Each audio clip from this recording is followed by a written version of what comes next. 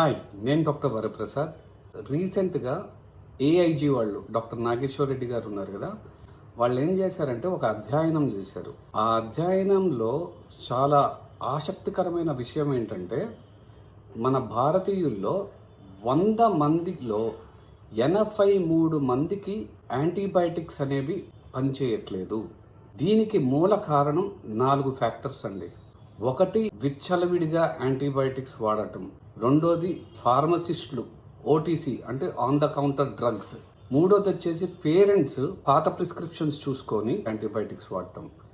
నాలుగోది, ఈ యాంటీబయాటిక్స్ని ఒక కోర్స్ లాగా వాడకపోవడం. అంటే ఒక 5 రోజులు 7 రోజులు వాడాల్సిన యాంటీబయాటిక్ని 2 రోజులు 3 రోజులు వాడేసి ఆపేయటం. 3 పూటలు వాడాల్సిన యాంటీబయాటిక్ 2 పూట్ల వాడి, లేకపోతే 2 పూట్ల వాడాల్సిన యాంటీబయాటిక్ 1 పూట వాడి, ఇట్లా ఇష్టానుసారంగా యాంటీబయాటిక్స్ వాడితే మన బాడీ కూడా ఆ యాంటీబయాటిక్కి రెసిస్టెన్స్ అయిపోయి, అంటే ఆ యాంటీబయాటిక్ పనిచేయకుండా వేరే హయ్యర్ యాంటీబయాటిక్ అంటే ఇంకొంచెం పవర్ ఎక్కువ ఉన్న యాంటీబయాటిక్స్ వాడాల్సి వస్తుంది.